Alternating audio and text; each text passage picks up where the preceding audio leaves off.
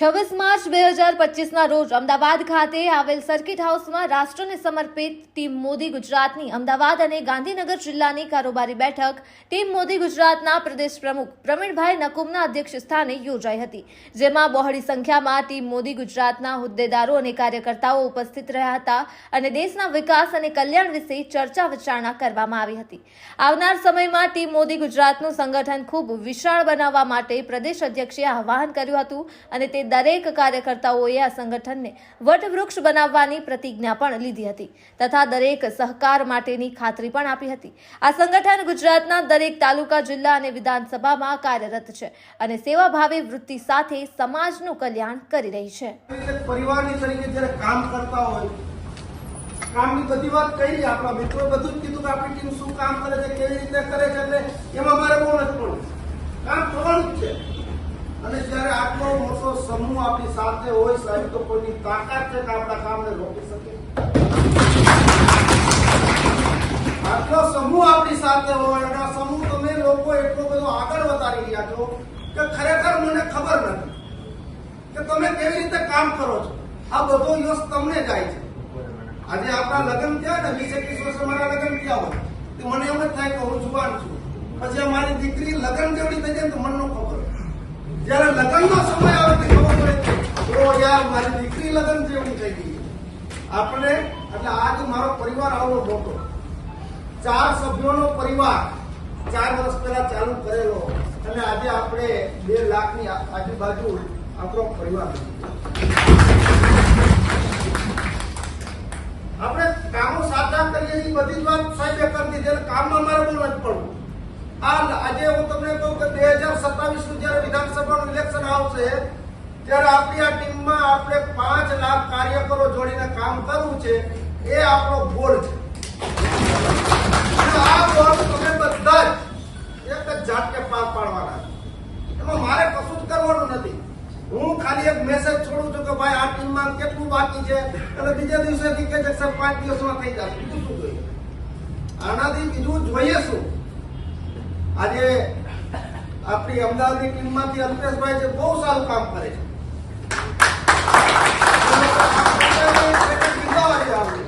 પ્રવીણભાઈ છે, મને કે સાહેબ જવા દેજો મહામંત્રી, મારે હમણાં લગભગ બરોબર પોતે સમયનો ભોગ આપે છે, બધું સંકલન કરે છે, બધું કરતા હોય છે, તો એનો ઉત્સાહ રહે। બાકી જે પ્રવીણભાઈ કીધું એવું આપણી ટીમમાં બધા પ્રમુખ છે, આમાં બધા બેઠેલા છે અને બધા પ્રદેશ પ્રમુખ છો, ક્યારે ચિંતા ન કરતા। અને જે તમે આપણે અમિતભાઈ વાત કરી કે થોડું આપણે પૈસાનું કાર્યકરો પાસે, પણ મારી એક ઈચ્છા હજી પણ એવી જ છે કે ક્યારેય કાર્યકરો ઉપર નહીં આપો,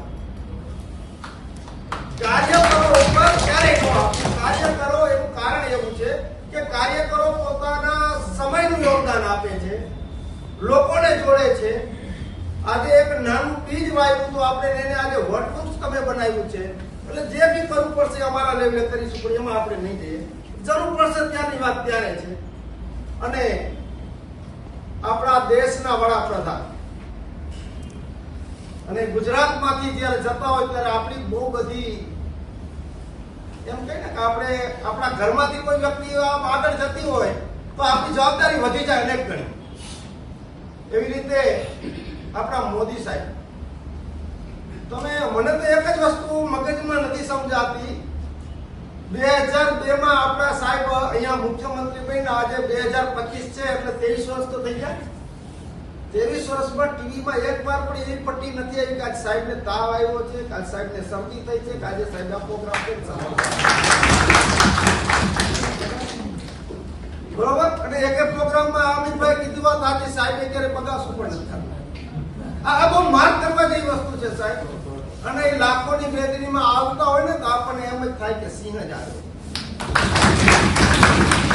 અને એ સિંહને હરાવવા માટે જયારે દુશ્મનો એક થવા માંડે, આમ બાપે માર્યા વેર હોય,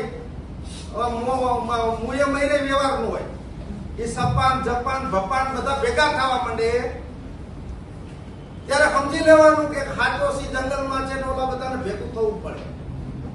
અને આ લોકો ભેગા થયા અને 2000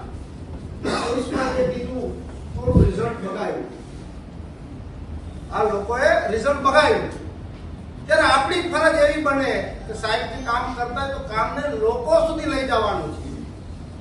આજે ઘણી વખત કેવું થાય કે સાહેબ કામ કરે છે, રાત દિવસ કામ કરે છે, લોકોની વચ્ચે જઈને કામ કરે છે, લોકો સુધી યોજનાઓ પહોંચે છે, પણ એ યોજનાઓ આપણે અમુક જગ્યાએ નથી પહોંચાડી શકતા કે નથી પહોંચતી તો આપણું કામ છે કે છે ને કે ઝાઝા હાથ રળિયા મળે, અને આપણું કામ એ છે આપણે સૈનિકો છીએ.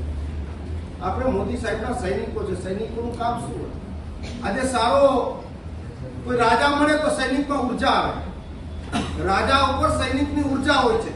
સૈનિક પણ એ હોય, હથિયાર પણ એ હોય. પણ રાજા આપણા રાણા પ્રતાપ જેવા હોય કે છત્રપતિ શિવાજી જેવા હોય તો એ સૈનિકો એમ છે કે અમે યુદ્ધ લડી લેશે, તમે સાહેબ અહીંયા જ રહો, કાંઈ વાંધો નહીં. અને એવા રાજા હોય તો સૈનિકો બિચારા કહેતા હોય કે હવે સાહેબ આટલા રહેવા દો ને, આપણા તો આ ઘોડા છે ને કોઈ કામ નથી કરતા.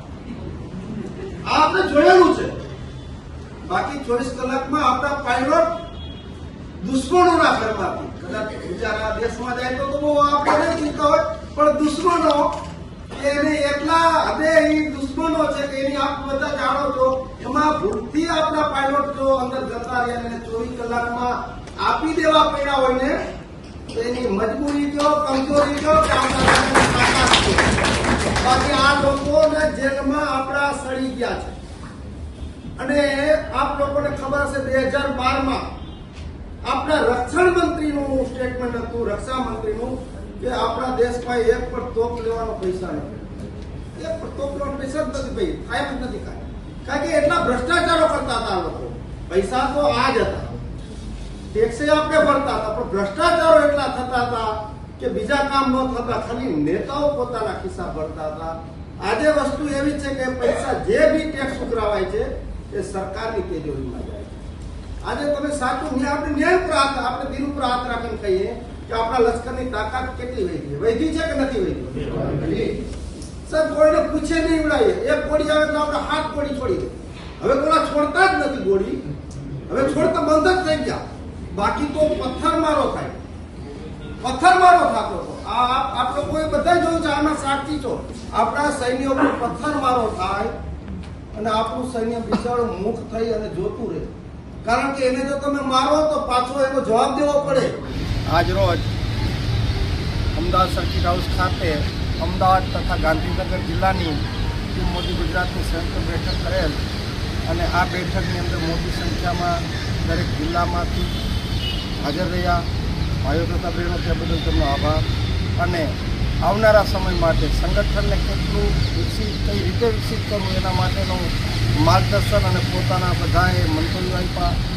દરેક પ્રમુખે પોતપોતાના વિચારો રજૂ કર્યા. અને 2027 સુધીમાં આ સંગઠન 4 થી 5 લાખ કાર્યકરોથી બની જાય તેના માટેનું એક આહવાન કર્યું છે. અને એ આહવાન માટે દરેક હાજર વ્યક્તિએ સ્વીકારી લીધું છે. એ બદલ દરેકનો ખૂબ ખૂબ આભાર. જય હિન્દ, વંદે માતરમ, ભારત માતા કી જય. વંદે માતરમ, વંદે માતરમ, ભારત માતા કી જય, ભારત માતા કી જય. જય જય શ્રી રામ, જય શ્રી રામ, જય જય શ્રી રામ, જય શ્રી રામ.